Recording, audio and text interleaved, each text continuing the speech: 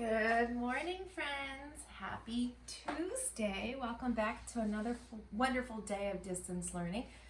There was no school yesterday, so I woke up and I finally remembered to wear I think this is the second time I've worn my UCSB sweatshirt at Baylor. Remember, on Tuesdays is college spirit wear day. So if you have a hat or a t-shirt or a sweatshirt from a university, go ahead and wear it this morning and you can share all about that college or university, and we'll get some ideas of where we want to go to college when we get older, okay? So I went to UCSB. I went to quite a few different colleges, but UCSB was my favorite one, and I studied English, okay? Let's take a look. Actually, let's please stand. I am so sorry. Please stand for the Pledge of Allegiance. Put your right hand over your heart. Remember, I'm using my left hand, so if you copy me, and you will be using your right hand because we're like a mirror. Ready? Begin. I pledge allegiance to the flag of the United States of America and to the republic for which it stands, one nation, under God, indivisible, with liberty and justice for all. Thank you. You may be seated. Very good, boys and girls. Okay, let's take a look at our calendar. We are still in the month of October. Yesterday there was no school for students. I had to attend a bunch of meetings, got to learn some cool new tricks on Zoom. All right, we have our pattern. Remember, we have an AAB pattern. AAB, AAB, AAB. So that's our pattern unit, right? So for example, our A is an orange pumpkin. Our B is a yellow pumpkin. That's our unit. Orange, orange, yellow. What will come next? Did you say orange? Yeah, orange is correct, right? Because we know, if we look back at our pattern, we see that there was a yellow pumpkin, and after the yellow pumpkin comes an orange pumpkin. And it is October 13th. That's kind of a tricky word to say. October 13th, 2020. Okay? All right, let's say the date together. Boys and girls, what is the date? The date is Tuesday, October 13th, 2020. Very good. Let's sing our Days of the Week song. Ready? 1, 2, 3, sing with me. Sunday, Monday, Tuesday, Wednesday, Thursday, Friday, Saturday. There are 7, there are 7. There are 7 days in the week. Very good. Normally we go to school for 5 and stay home for 2, but this week was a little different. This week we stayed home for 3 and we're going to go to school for 4. Excellent. Okay, let's move along to our weather. So I woke up, when I first woke up early this morning, it was foggy, but by the time I'm doing this video, it's changed to sunny. The weather is very sunny at my house and it's cool. It's very cool. That's why I have my sweatshirt on, but I think it's going to warm up. So let's answer in a complete sentence. What is the weather? Today's weather is sunny and cool. Thank you very much for speaking in complete sentences. Remember, if we speak in complete sentences, it will be much easier to write in complete sentences. I promise, okay? All right, ABC, read the question with me. What is the season? And the season hasn't changed, right? Despite the weather and the calendar and no school, the season has not changed. The season is fall. Can you tell me a synonym for fall? Remember, synonym means same. So there's a word that means the same thing as fall. Autumn. Very good. If you said autumn, kiss your brain. You're correct. Autumn and fall are synonyms, okay? All right, let's look at our chart. How many days have we been in distance learning? So Friday was the 35th day of distance learning. So 5 is always a great number because it's exactly half of 10. And 10 is such a great number to work with. We're going to talk about 10 this morning. So 35, if I were to look at the number line, 35 is exactly halfway to 40. And remember, every 10th day of school, Zero the Hero comes, okay? So a couple more days and it will be the 40th day of school. But today, we're going to take down the 5, and what numeral comes after the 5? Remember, I'm not counting the days that we were not here. So only add on one day. So 35 in your head, 1 greater is 36. So I already have the 3, so now all I'm looking for is the 6. Okay, let's see if we can find the 6. Here it is. Okay, so this is number 6, but be careful because it can also look like a number 9 upside down. So 36 days in school. So 3 groups of 10 and 6 ones. I'm going to take one more straw and make sure this goes in the ones place. Okay, so this 3 isn't really a 3. It's the numeral 3, but because it's in the tens place, remember it represents the number 30. So let's count out our groups of 10. Ready? 1, 2, 3. Count with me. Go nice and slow. 10, 20, 30. Very good, boys and girls. When we purposely go nice and slow on our counting, even if we know the numbers now, but when we get to harder numbers, we have to build that routine. And if we're getting in the habit of just doing this, 10, 20, 30, right? Then when the numbers get much bigger, we're gonna make really silly mistakes. So let's do it again, nice and slow, please. 10, 20, 30. Excellent. Now let's add on our ones. So we're starting from 30. Let's count on one more is 31, 32,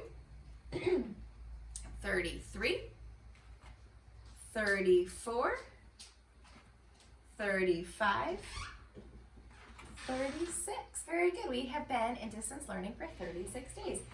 And I'm already losing my voice and it's only the morning. Okay. All right, let's do our question of the day. Let's see. Ooh, this is kind of a tricky one. What numeral, can you see the question? What numeral is in the hundreds place in today's number? Okay, so we gotta think about this. It's either really easy and you're gonna get it, or you're not quite sure what the question is asking. Remember, a lot of things in math, it's not that we don't understand the concept, it's that we have a hard time understanding what is the question really asking us to do. So this is asking us to look at the numeral. Okay, so numerals are 0, 1, 2, 3, 4, 5, 6, 7, 8, or 9. They're not numbers, okay? When we make a number, we use numerals. Hundreds place. Well, we haven't had the 100th day of school yet. So we don't even have a number that is greater than 100. Let's think about this. So if we look at the hundreds place, I don't have a numeral right here. Could I put a numeral right there? Yeah. Could I put a 1? No, I can't put a 1 because we haven't been in school. That would make the number 136, and that is not the right number. I can't change the value of today's number. What numeral could I put in the hundreds place if I really wanted to? I could put a 0, right? So in math, we don't usually put zeros like this, right? So if I just have the number 36, you're not gonna see a 0 right there. But because 0 is not a number, it doesn't carry a value, I can add it to the hundreds place and it doesn't change the value of the number. And as you get older, you're going to see that a lot. You're going to see 0 play a really important role in building numbers with place value, but it doesn't change the value of the number. It's still 36. In fact, I could have a thousandths place and I could put a 0 in the thousandths place and it wouldn't change the value of the number. So let's go back to our question and do it again. What numeral is in the hundreds place of today's number? So now if we look at the hundreds place, we see that there's a 0. So our answer is 0. Even though we haven't had a 100th day of school, the numeral is 0. Very good, boys and girls. That was a good question. Really woke up our brains this morning. Okay. All right, before we move on to our morning message, which is a little bit different today, let's review our sounds. just give me the beginning sound. Remember, we are chopping that beginning sound. So some of the letters, I know that it kind of comes out naturally to add that but we really want to break that habit, especially my first graders. I know you're sitting there thinking, I know my letters, I know my sounds. But in your writing, sometimes I see extra letters, and that tells me that you're adding an extra vowel sound when there isn't necessarily going to be one, okay? So let's start with the vowels. There are 5 vowels, sometimes Y, you're right. 5 vowels, short A says A, long A says A. Short E says E. Do this with me, please, boys and girls. Long E says E. Short I says I. Long I says I. Good. Short O says ah. Long O says O. Short U. This is the one that I see a lot on the end of other consonants. Short U says long U says U. Okay? So those are the 5 letters. Every word needs a vowel. And for first graders, when we're studying syllables, every syllable needs a vowel. And then all the other letters, except for Y, Y can be both, are consonants, okay? So instead of working on these consonants, I want to blend some consonants together. Okay, I'm not sure if you can see my chart. Let me check my camera. Okay, we can kind of see it. Let me scoot it close, a little closer. Go for a little walk with me, little camera. Okay. All right, we'll angle it down just a little bit. You can see it. So now what we're going to be doing is when we take 2 consonants and we put them together, we can blend them together where it almost makes one sound. It's still technically 2 sounds, but we're chunking them and blending them together, so we're really kind of just making it one sound. So for BL, excuse me, my throat. For blanket and block, when I go to sound out these words, I'm not going to say this. B, O, A, K. Okay? Because your brain can really only remember about 3 sounds at a time, sometimes 4. So if I see B and L together, I say bull. Can everyone say that with me? Bull. Good. So they're 2 consonants, B, B, and L, ooh, together, bull. Not bull, okay? Not bow, not bowl, bull, bull. Keep your lips closed. Good. CL says cool. FL, full. GL, goal. Good. PL, pull. SL, slool. Okay, those are the L blends. And then R. R is tricky, but these are not bossy R words. So remember, R only bosses around vowels, not consonants. So BR, like in brain or broom, says brr. CR, like in crab or crayon, says crr. DR, ooh, DR is a tricky one because guess what? I see this spelled JR. There is no JR blend. It just doesn't exist in English. So if you're hearing the dr, like in drum, what you're really hearing is DR, drum. And it tells me that we haven't quite mastered that D sound. It's the front of your mouth, right? Drum.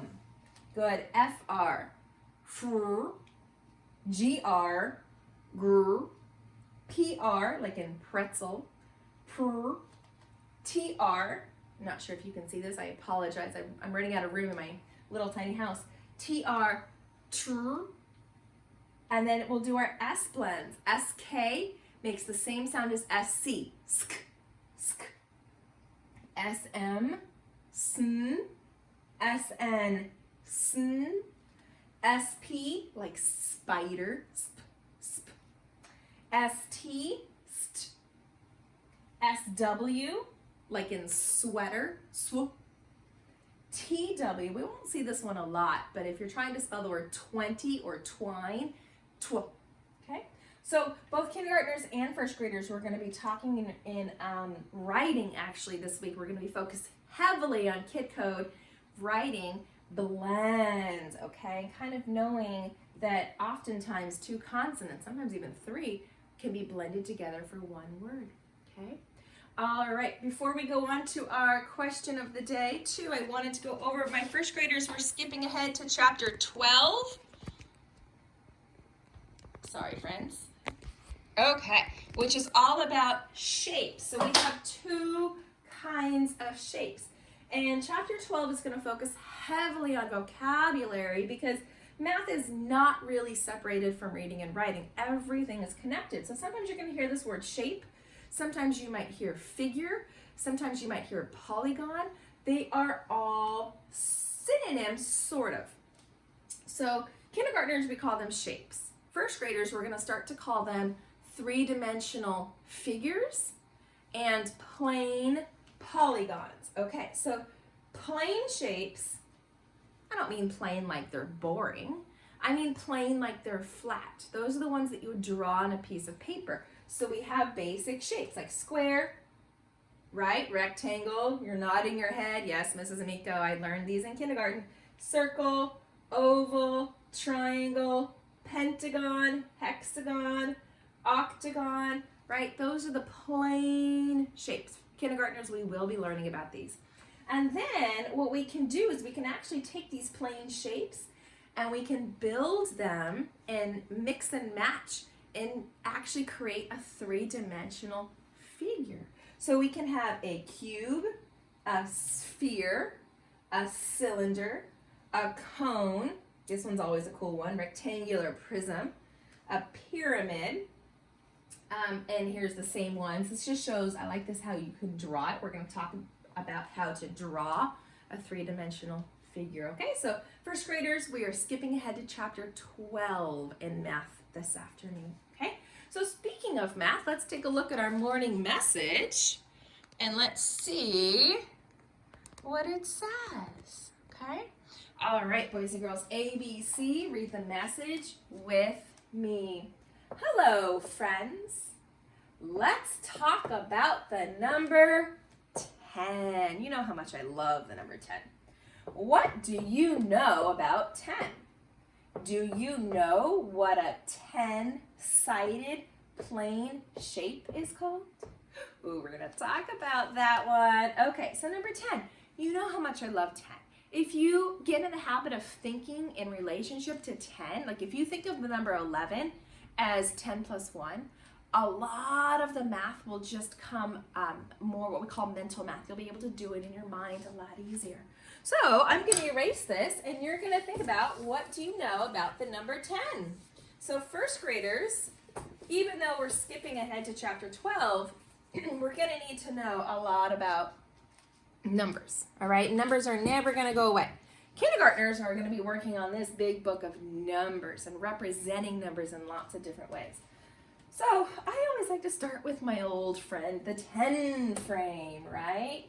A 10 frame is a great way to visualize that we can have 10. So we have 5 on the top. Uh-oh, I think I'm missing some counters.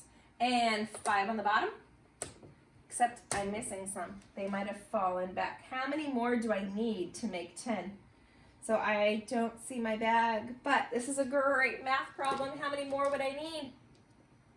I would need 2. I don't have to use fingers. I can just tell. Look, Mrs. Amico, you have 2 blank spots on your 10 frame, so you need 2 more to make 10. That means I must have only had 8 counters, okay? So this is a way to show 10. Remember, the equal sign just means the same. This is 10 and this is 10. It just means this side looks different than this side, but they have the same value. Good. I can write out the number 10, right? That's a nice, easy thing to do. T-E-N. I can spell that word. No problem. Good. All right, what about on a domino, right? What would a domino look like to show 10? Oh yeah, there's lots of different ways, right? I could do 6, and 4. Very good. Yeah, lots of ways. This doesn't show 10. Nope, nope, nope. This shows 6. That's where I got the idea of 6. Good. And I think I need to clean out my little supply shelf here because I can't find my die. What would 10 look like on a die? I would need 2 of them, right? Because one die will only go up to 6. So same as the domino, I could roll a 5 and a 5, right? So could I say that these 2 dice are equal to this domino? Think about that. 5 and 5 on the dice. Is that equal to a 6 and a 4?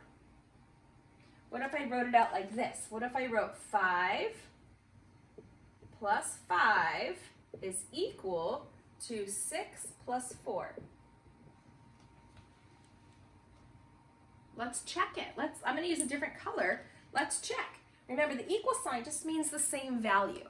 It doesn't have to look the same. It just means the same value. Like if somebody gave me 2 $5 bills, or if somebody gave me 6 ones and 4 ones, would I have the same amount of money? Let's find out. What's 5 plus 5? 10, right? That's a devil's fact, right? We should not need to count on our fingers. We don't need to draw pictures. We just know 5 and 5 is 10. What about 6 and 4? That one's a little trickier. Let's put 6 in our head and count up 4. 6, 7, 8, 9, 10. Yeah, 6 plus 4 is 10. So can I say that 10 is equal to 10?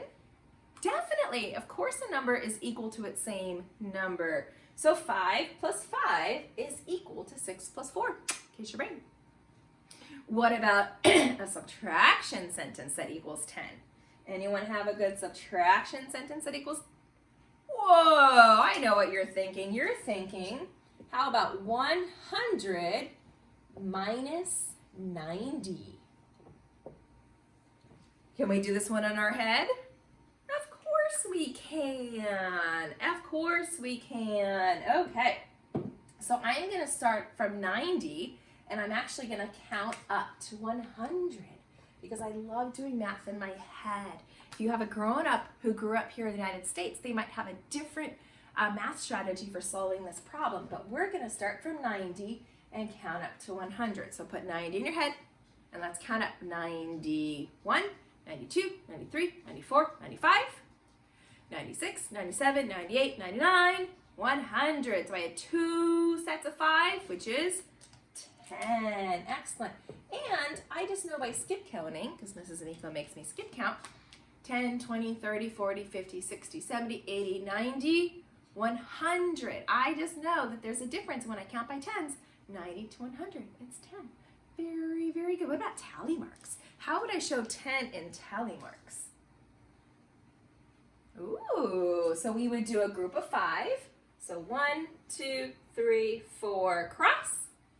And another group of 5. 1, 2, 3, 4, cross. So that's 5 and 5 is 10. Excellent. Lots of different ways. So kindergartners, this is what we're going to be practicing in our number book. And this should be review, really slowing down and understanding that we can represent these numbers in so many different ways. And just because we see 2 different ways doesn't mean that they aren't equal. They might look different, but if they both show 10, then they are equal. Okay? All right, very, very good. So I have a funny story for us this morning. And I picked this book not only because it's hilarious, because it is hilarious, but it also teaches us a good lesson. So remember, readers, there are 3 reasons why an author writes a book. Can you remember? Sometimes this is called author's purpose. There's always 3 reasons. Number 1, an author might choose to teach us something. So sometimes that's what we call informational, where the author is teaching us facts about something.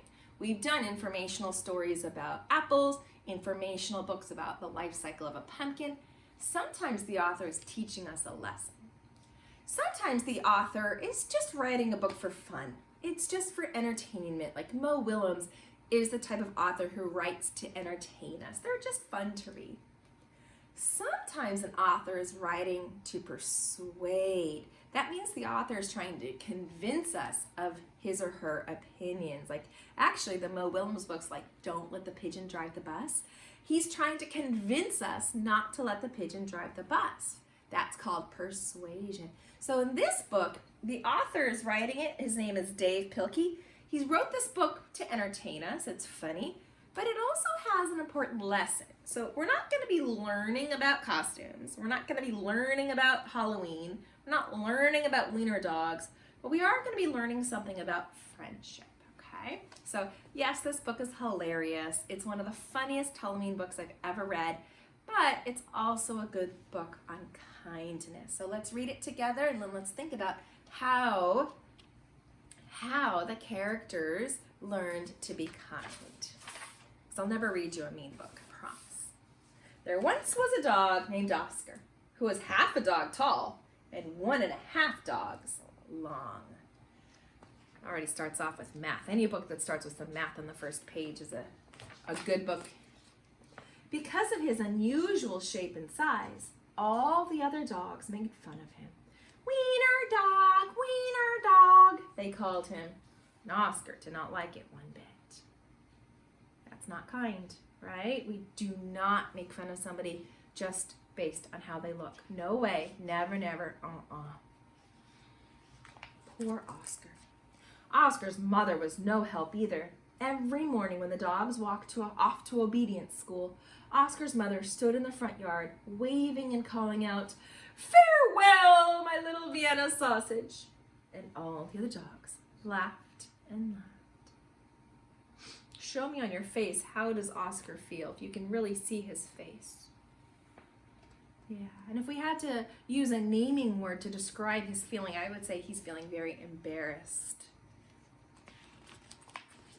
All right, and it says today's lesson, sit and stay. And this little dog probably made a bad choice and says, I will not sniff my neighbor. I will not sniff my neighbor. I will not sniff my neighbor. Most of the time, Oscar was upset, but not today. Today was Halloween, and Oscar was thinking about other things. All day long in obedience school, Oscar daydreamed about Halloween night, trick-or-treats, and scary costumes. When Oscar got home, he dashed upstairs to start working on his scary Halloween costume. But when he got to his room, a surprise was waiting for him. "Happy Halloween, my little sausage link," said Oscar's mother. "I've made you a costume to wear for trick-or-treats." It says, "Happy Halloween to Oscar, love Mom."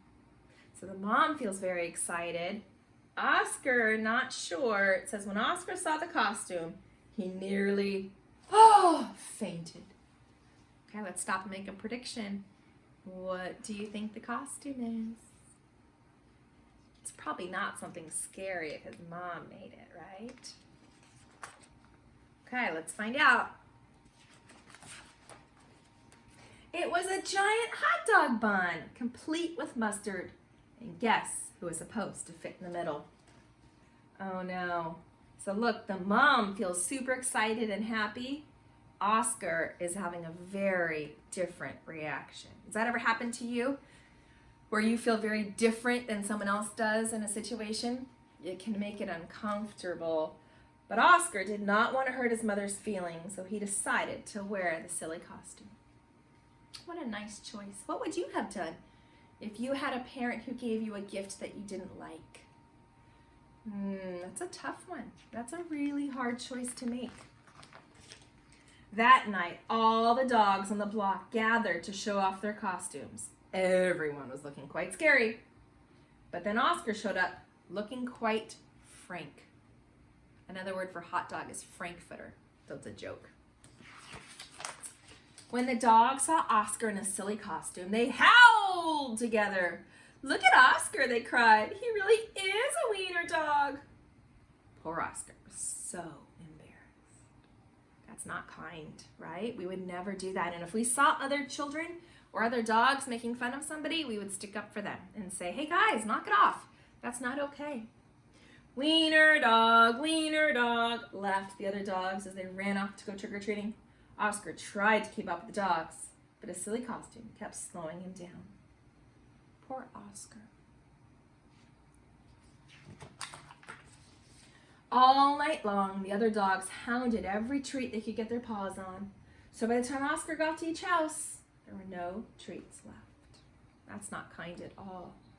Oh my goodness, I'm so glad that these dogs do not live near me. I know that my students and my friends would never act like this. No way. Soon, trick-or-treating was over, and the dogs walked home past a spooky graveyard. Suddenly, a horrible hissing sound filled the air. Hiss! The dogs stopped dead in their tracks. Then, out of the graveyard, rose a ghastly monster. The dogs screamed for their lives. They dropped their treats and jumped into a nearby pond. Do we have a problem in the story? Yeah, we have a second problem. The first problem was that the other dogs were making fun of Oscar. The second problem is that there's a ghost in the graveyard. Ooh. The monster moved closer. Please don't eat us, cried the dogs. The monster yelled and hissed. Boo! Sobbed the dogs. The monster jumped up and down. Somebody save us! Shrieked the dogs. You see, they're all crying. Just then, somebody showed up. It was Oscar. Because Oscar was so short, he saw something that the other dogs had not seen. That's no monster. Do you see what he sees? That's no monster, cried Oscar. And with a loud bark, Oscar waddled to the rescue. Oscar chomped and tugged with all his might. So Oscar sees something that we don't see. Rip! And there, standing in the moonlight, were a couple of ornery cats. Help! Cried the cats. We're being attacked by a giant Frankfurter! And they ran off screaming through the graveyard. So who saved the night? It was Oscar. Because he was so different, he was actually able to see and do something that the other dogs weren't able to see. The dogs in the pond had seen the whole thing, and now it was their turn to be embarrassed. We've been chased into a pond by some cats, they moaned. But Oscar was a true friend. This is my favorite part. He leaped into the water and swam out to the dogs. Oscar's silly costume made a wonderful life raft, and the dogs climbed up. All aboard, Oscar called, and he dog paddled back to shore. This is my favorite part because even though the dogs were so mean to Oscar and they were not being kind to him, he still saved them, and he even went into the cold water to rescue them. So that's the hard thing to do, boys and girls. It's easy to be kind to people who are kind to you. The hardest thing in the world is to be kind to someone who is mean to you.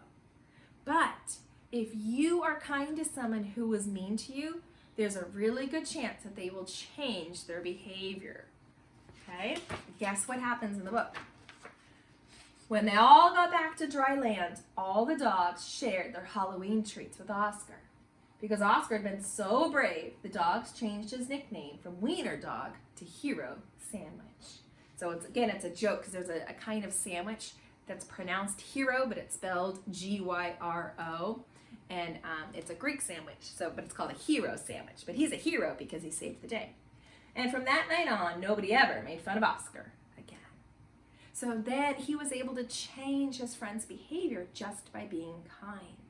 More often than not, when people are mean to you, they're actually hurt on the inside. And so if you show them kindness, sometimes what happens is then they learn to be kind, and you can actually change their behavior.